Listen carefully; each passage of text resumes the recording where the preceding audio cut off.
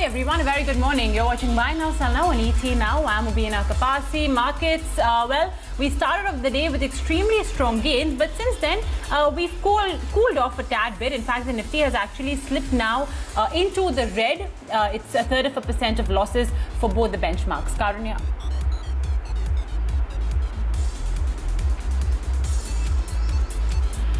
Okay, well, let's also now take a look at some of the big headlines at this hour. And while back home, we seem to have slipped off from the high point of the day, but the Dow, meantime, has managed to top the 30,000 mark. It's all on the back of the vaccine hopes, and not to mention, of course, the fact that Donald Trump seems to have told his team that start the transition process to hand over the presidency to Joe Biden. That as well has stoked a further rally on Wall Street. We have the Russell Small Cap Index, Russell 2000, at a record high. BlackRock as well has upped U.S. stocks to overweight, led primarily by tech stocks. Well, while we may be in the midst of a risk-on rally, Citi still is optimistic on gold, as they believe that once again the precious metal may see the $2,000 per ounce mark. This is their forecast for the precious metal in the year 2021. And keeping it with commodities, we had WTI crude at an 8-month high. Yesterday, there was, of course, a nice rally coming by in the oil markets as well. And the WTI has managed to cross the $45 per barrel mark.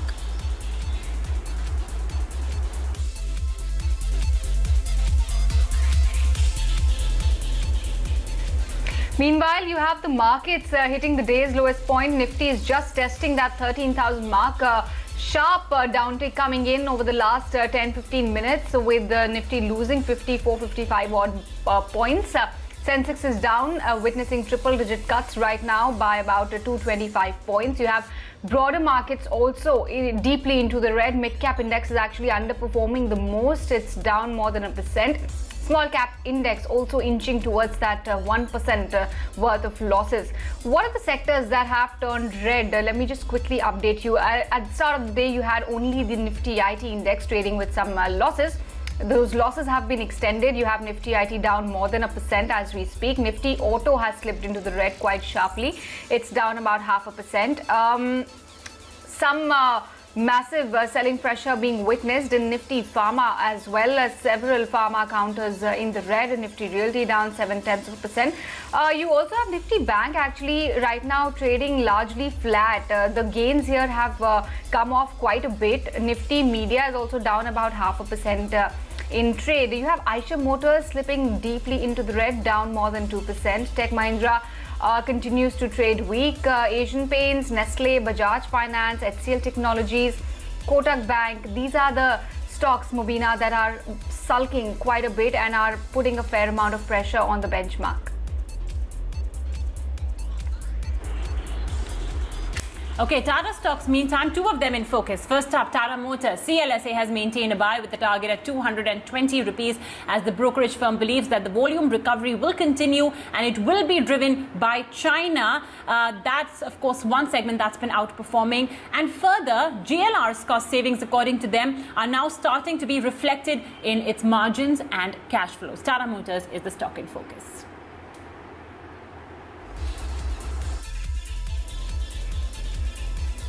You also have Tata Chemicals very much in the limelight. Last evening, they informed the bursars that N. Chandrasekaran has been appointed as the chairman of the board. It's a key positive, definitely. Street feels that Chandra will bring on board a specific focus on the company going forward, and that's the reason why the company also saw a thumbs up earlier on in the trading session.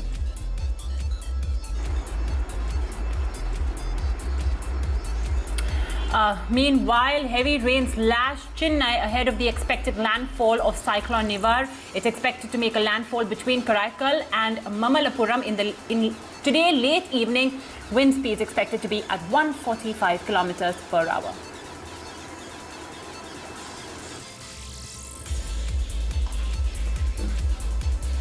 All right, before we proceed with the show, let me just quickly tease today's markets question, the buy now, sell now daily quiz that we've been bringing to you. And this morning we asked you a quiz specific to Balakrishna Industries. We wanted to understand if you know which is the region that Balakrishna has the most amount of exposure to, the option being Americas, India, Europe and Africa. There's still time.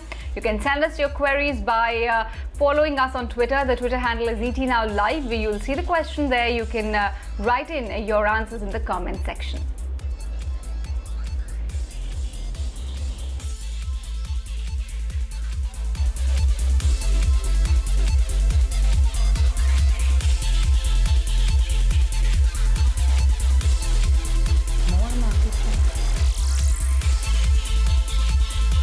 Well, on the BNSN quiz question, let me take the liberty of giving our viewers a bit of a hint. If you've been watching ET Now, Karunya Rao, of course, had done a What's the Story on Balakrishna Industries, so that perhaps may give you a bit of a hint on today's BNSN quiz question. But yes, markets, meantime, like we mentioned, they are at the day's low. We have the Nifty and the Sensex now losing 0.4%, 0.4% gone. The Nifty banged at the 13,000 mark, Sensex at 44,300. So a bit of cooling off coming in. And, you know, it's interesting to know the life insurance companies actually among the top Nifty gainers today, 2% at 1.8% of gains for an HDFC Life and SBI Life, both new entrants to the Nifty 50. ONGC 3.8% higher, ICICI Bank and Shree Cement. So interestingly, the top Nifty gainers are just a total mix of names from the utilities, infra space, and then of course even the BFSI space. Losers, meantime, Tech Mahindra, Eicher Motors, Nestle, Asian Paints, Bajaj Finance, all of them losing between 1.4 to 2% in trade. Okay, well, moving on, I think the focus and the spotlight is on the way FIIs have been chasing Indian stocks.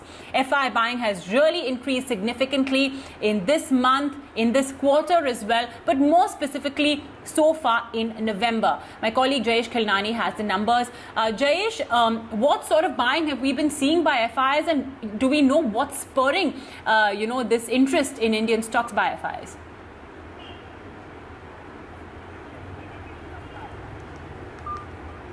So it's a very interesting month this November because we've had record inflow from the FIs at over $7 billion so far in the month of November. That's the highest ever number that we have seen for a month. For the quarter itself, it is nearly $10 billion, and that is the highest quarterly inflow that we've seen since March 2013. And for the last 1 year, we've seen more than $15 billion come into Indian equities, and the highest yearly inflow since 2014 as well. But the largest monthly inflow, the significance of this is the fact that there has been not a single month in history that has got more than $7 billion. The previous three highest clocking months were August 2020, March 2019, wherein we got more than $6 billion each of these months. And then you had September 2010, where we had $6.5 billion worth of inflow into Indian equities. Now, why is all of this interesting is because, it's the same year, and, 1 month we have record inflows, while in the month of March, we had seen record outflows as well.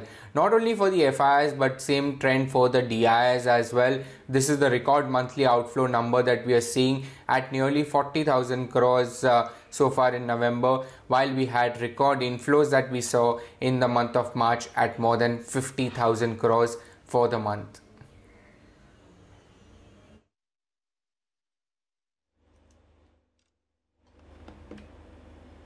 All right, Jayesh, thanks much for getting us that update. Meanwhile, as the D Street's dream run continues, spoke to market veteran Atul Suri, who mentioned that we are at the first stage of the bull run. He remains cautious over the euphoria trends in the market as he awaits for the third stage of the bull run. Listen in to his perspective.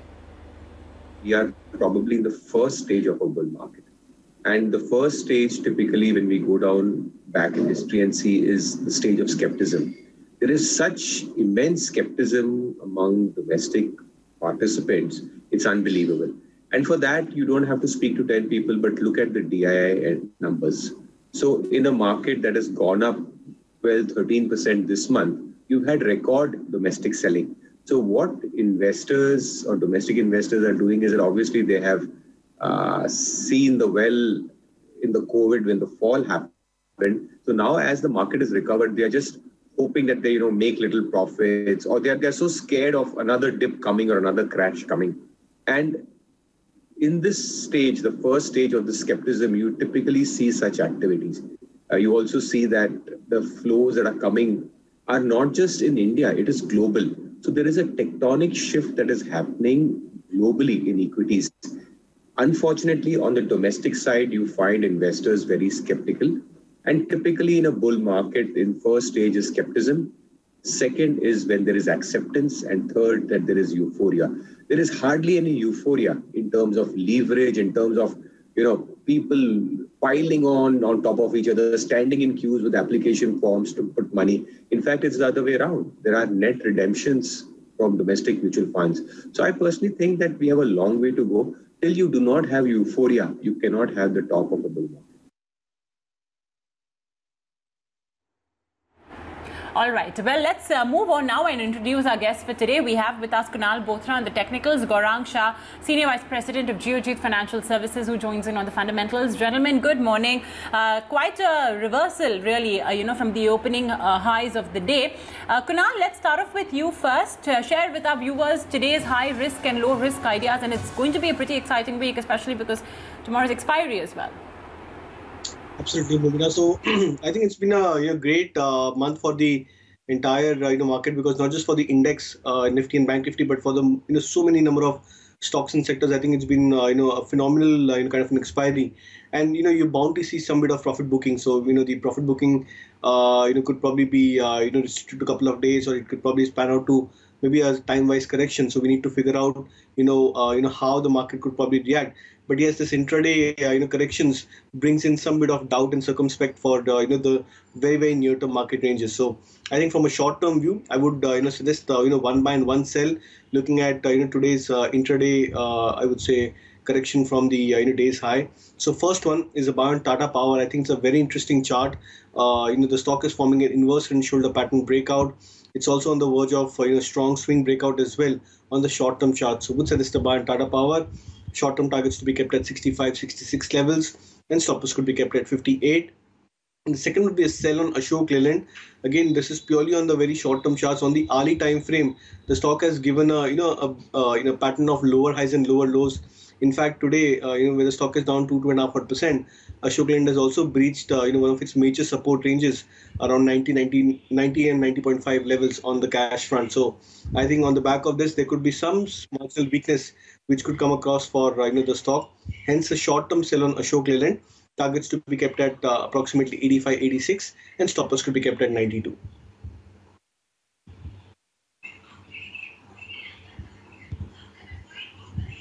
Gaurang, hi, morning, coming to you for your wealth creation ideas. You also have an auto name to talk to us about, and one from FMCG. Tell us more. Yes, Karnia, morning to all of you also. I think after seeing the kind of run-up that we have, it's only prudent to see a little bit of profit booking on the markets. And not to forget, as you and Mubina were mentioning, we have the FMA expiry tomorrow. So you will have choppiness and volatility today, tomorrow. Follow that, you may see some amount of value buying coming in at lower levels. And with that perspective, low risk, long-term fundamental investment ideas. The first one is Mahanagar Gas Limited. This, as we all know, this particular company has a virtual monopoly in Mumbai metropolitan region as well as suburban areas in terms of pipe gas distribution to household. They also have dedicated gas distribution pumps, which are providing facilities to the vehicles in terms of refills. And along with that, you have a focused government approach in terms of creating a very strong national infrastructure distribution pipeline. So with all this in perspective, we believe this is a good company, well placed in terms of the market share and earning visibility. Long term, we have a target of 1,150 on Mahanagar Gas Limited. And mind you, to all the viewers and investors, when you start investing into long-term fundamental ideas, don't put your money at one time, phase out your investment, and in parts go on adding at dips.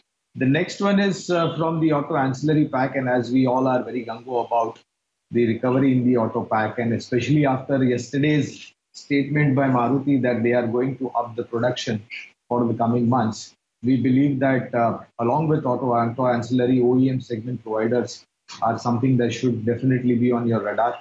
And with that perspective, one company that we've been extremely positive is Minda Industries Limited. This is also a long-term fundamental investment idea. Conservative target currently of 430. And if the earnings revive for the third and the fourth quarter in the next financial, we are quite comfortable and sure that we'll revise these targets up.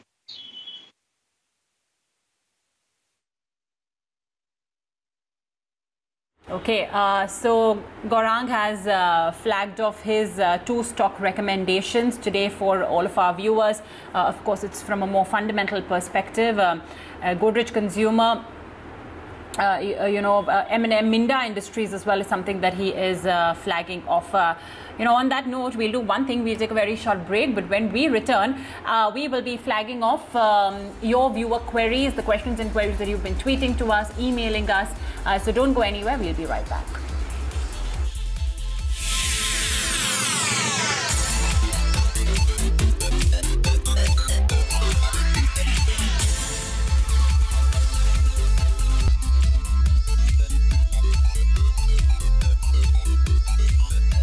Welcome back. You're still watching Buy Now, Sell Now. Time to touch base with all of our viewer queries that have been trickling in. First up is an email from V. Santanam. He's based in Bangalore and he says he's bought 28 shares of M&M at a price point of 705. Bought it years ago and wants to know whether he should sell or wait for further uptick in the stock price. Kunal, coming to you first. Very phenomenal growth seen on this particular counter over the last 6 months. In fact, the recent past as well, if you look at it from 590, 595 odd levels, it has completely spiked to 720 plus levels. Do you think there is further scope for appreciation as far as this particular investment goes? Should Mr. Santanam stay put? So I think the viewer has been very, very patient about his investments on M&M, because I think the last time when the stock was at 700-ish level, that was almost 2.5 odd years back, and from there on the stock had even crumbled up to sub 300 levels, and for the stock to try and make a comeback again, I think it's been a phenomenal last 6-7 months for M&M so far. Now, I think the view going forward, for M&M is where I believe is that the stock should go through a gradual, I would say, range-bound action. I think it could also probably try and go into more of a range. So, I think what had happened for M&M 3 months back, where the stock had remained in an absolutely sideways range from, I think, 600 plus or minus 20, 25 rupees or is where the range for M&M was. And this month you saw a breakout coming out of the range. So, the markets would probably anticipate that the stock could have pivot around the 600 mark for M&M. So there could be a possibility that over the next 1 to 3 months, the stock may give you a rally and then cool off and come back to those 600 support levels. But I think it's a stock which is worth holding from a longer term view. You've been patient enough, but I believe in terms of strategy, what you should be doing is if the stock comes back to 600 levels, 580, 600 kind of zone, I think you should look to average further on your holdings and look to add further, because I believe that could be a important support zone for M&M, and then you can lower your cost price, increase your time horizon yet again, and I believe that the stock should move up gradually higher on a longer term basis. So the strategy seems to be that the stock on dips should be a bottom too, especially on the 600 mark.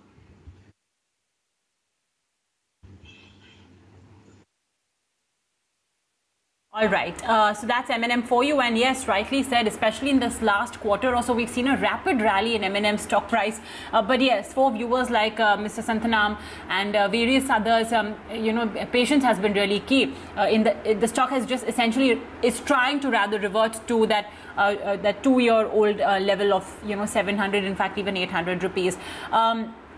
Gaurang, I remember you talking about M&M, about this one being a strong name in the auto space. So for long-term investors, is this a must-hold? So, one thing that I would advise investors is that when you like a stock and you invested at 700 years back, maybe 2 years back, I don't understand why you should not be compelled to buy that same stock if the fundamentals are sound enough, if the corporate governance is in place, and if the earning visibility is there. Why don't investors go and buy or add the stock at 500, 400 or whatever lower levels that you see? And I think this investor had not one but multiple opportunities to add it to M&M And according to us, and I believe M&M was one of the stock in our earlier buy now, sell now show we have suggested as a long-term investment idea. Now, just a couple of pointers. The 2020 Thar has seen tremendous, traction in terms of booking and in terms of the future prospect of this particular vehicle that has been launched in the new avatar, Thar 2020. Then you have number of other new launches coming through. You have positivity in terms of utility vehicles. You have light commercial vehicles, you have heavy commercial vehicles, you have tractors, and you have sports utility vehicles. Now, if I have to put all this into perspective and the growth, especially the push from the semi-urban and rural India, I think this is one of the best suited company in the auto four-wheeler pack, which will generate great returns. So my humble request is that please add the stock if it is good enough and if you understood the future growth and your view is long-term. You should use dips to average it. So very prudent that he averages at lower level and continues to hold the stock for a long term.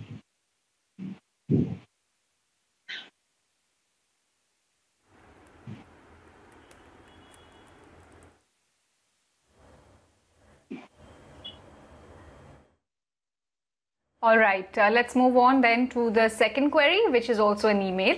Shikhar Vaid writes to us from Kolkata. He bought 100 shares in HDFC Bank at 965 rupees per share.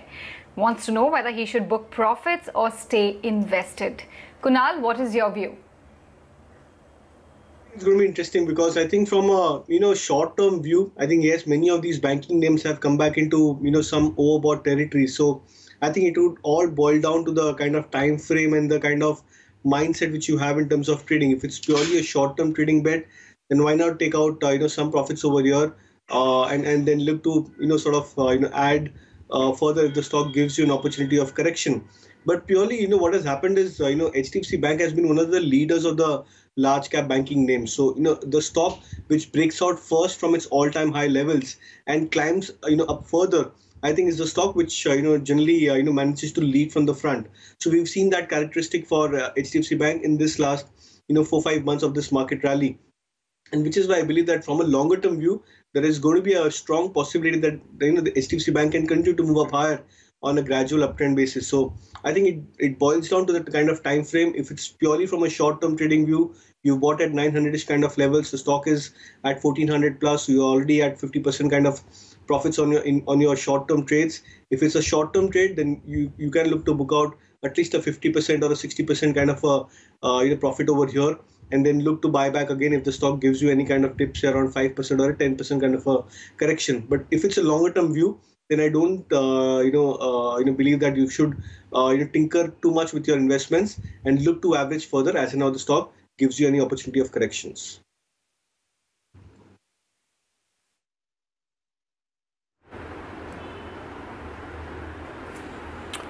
Okay, so that's HDFC Bank, for you.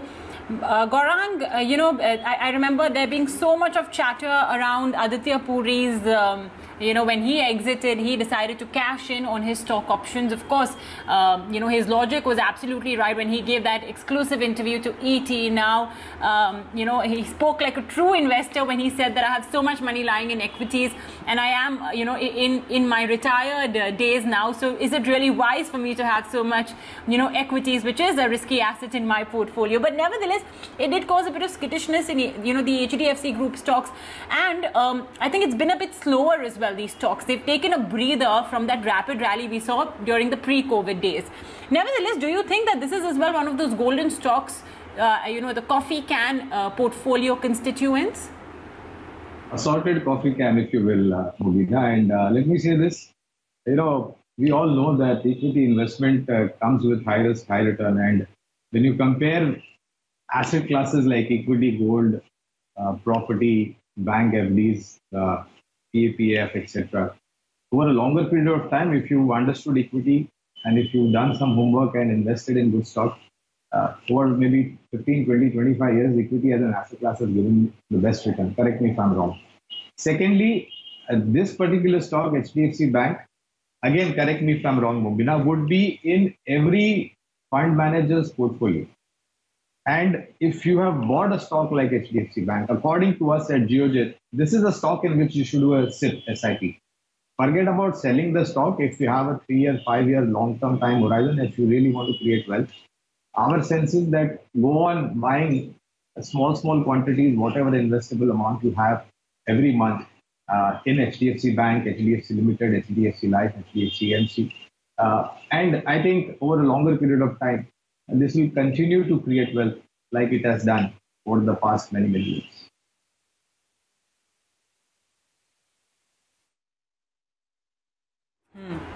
Okay. Well, gentlemen, on that note, thank you so much for joining us today on ET Now, and as always, patiently answering all the questions and queries sent in by our viewers. Remember, folks, you too can connect with us on Buy Now, Sell Now and get your stock-specific question answered. You can get in a technical as well as a fundamental view right here on the show. And on that note, we'll take a very short break with the news that the Nifty now is 160 points off the day's high.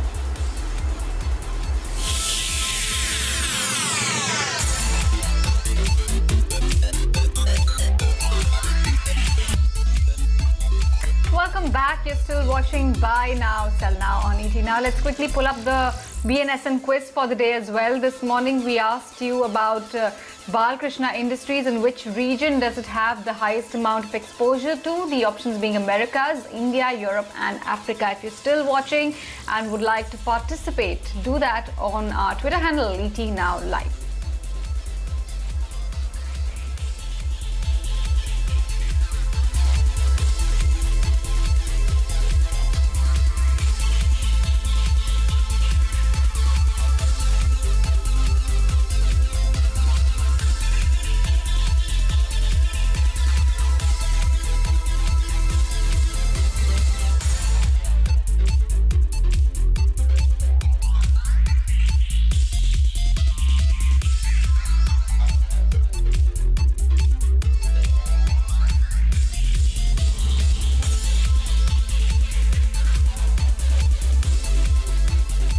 Moving on then, Tata Motors definitely continues to hog the limelight, and despite the overarching weakness in the market that we're currently dealing with, this one continues to trade with the gains. Why that is? Well, CLSA has come out with a rather positive note on the company. They've maintained their buy rating on the counter.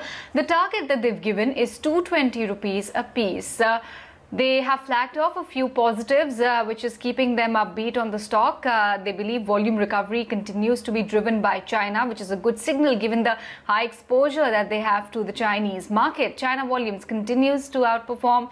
JLR's cost saving also are starting to be reflected in its margins as well as cash flow. To remember, last 2 quarters, the performance, especially on the operational front, has been fairly impressive given the cost rationalization strategies that they have managed to pull off at JLR and also at the consolidated company level. Brexit overhang could create some volatility in the near term is something that they are flagging off at this juncture, but overall the fundamentals, especially for JLR, look quite upbeat. They are in place as of now, and hence thumbs up from CLSA by maintaining a buy rating. Mubina.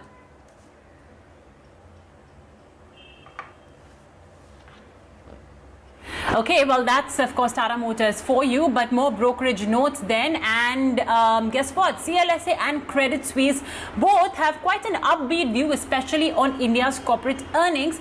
And that may perhaps mean that, well, looks like the rally is here to stay for the Indian equity markets. Let's go across to Vivek Iyer for more.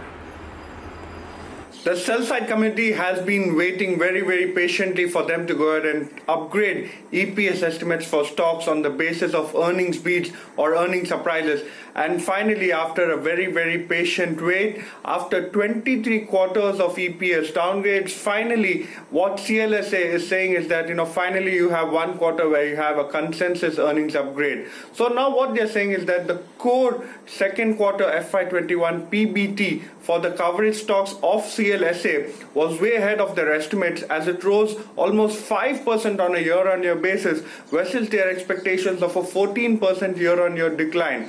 Which were the sectors that did well? Cement, IT, pharma, bank, infrastructure, power, realty, telecom, autos, as well as the oil and gas sector actually saw strong results, while amongst the notable underperformers was Reliance Industries, and the core performance of the PSU refining pack. So overall, what they are saying is that CLSA actually upgraded earnings estimates for 64% of the stocks covered, while downgrades for a much smaller 17%. So again, this is forced CLSA to upward revise their Nifty EPS targets as well. A 10%, 3% hike is where you're seeing FY21 and FY22 EPS upgrades as. So all of the key sectors have beaten estimates, and again, finally you're seeing some upgrades coming in as far as EPS is concerned for the earnings sector. We also had Credit Suisse that just a couple of days ago upgraded their earnings estimates, and Neelkan Mishra today morning has said that there has not been a post-festive drop as far as economic indicators is concerned,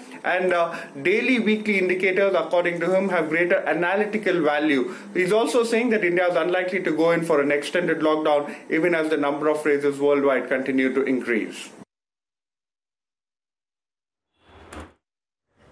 Thanks, Vivek, for that update. Slipping into a break here, more updates when we come back. Stay tuned.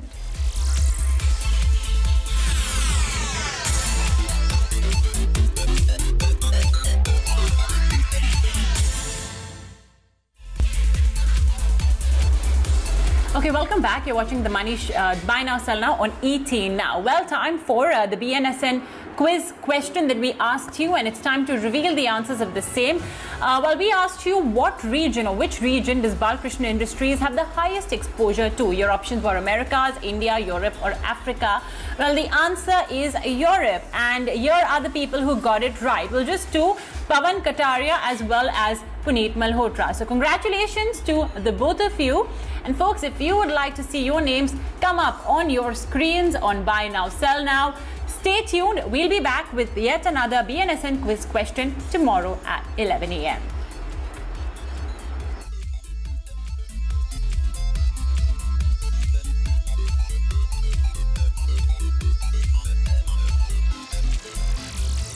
Many times investors wish to invest their money into funds which are focused on a particular industry or a sector.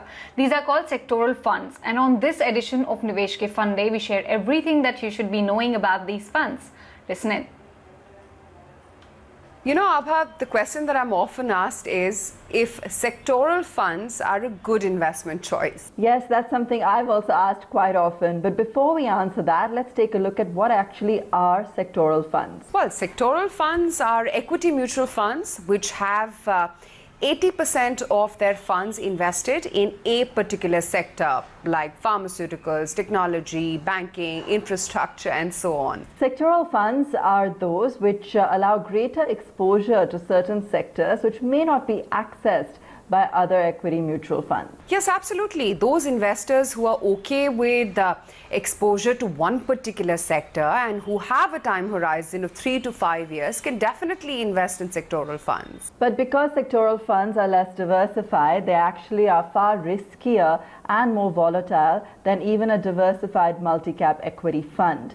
Any impact on that sector will also have an impact on the portfolio of that fund altogether. Yes, so only those investors who can handle volatility, who have a high risk appetite, and those who have done proper asset allocation for their overall portfolio should be going in for sectoral funds. That's all in this edition of Nivesh Ke Fund Day on Times Network. Stay tuned for many more such nuggets of investment advice.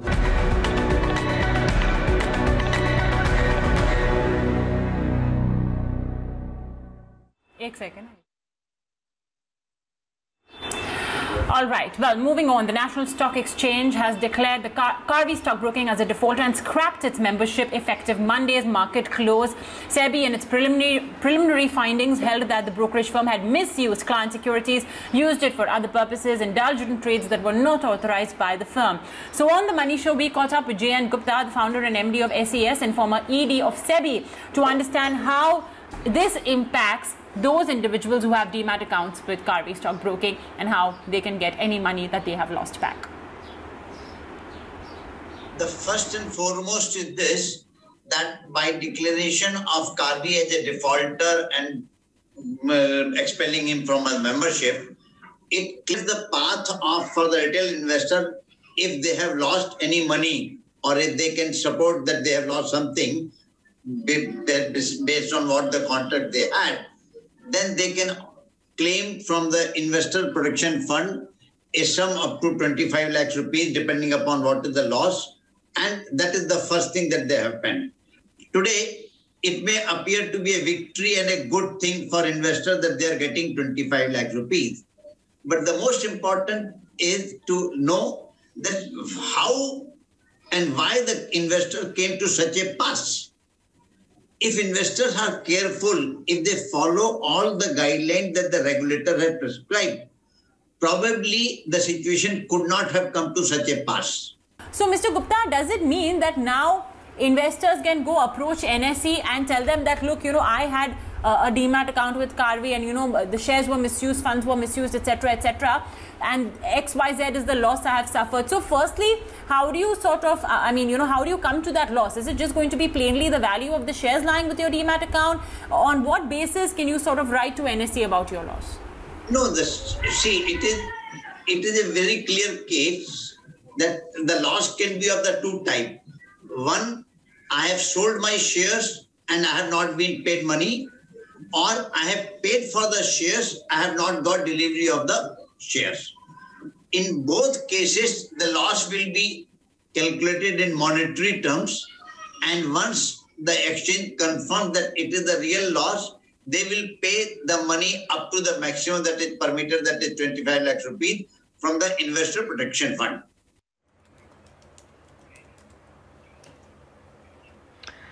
Moving on, coastal areas of Tamil Nadu and Puducherry are bracing for cyclone Nivar, which is likely to hit midnight or tomorrow. Shilpa Nair is at Puducherry State Emergency Operations Center right now to give us the latest update.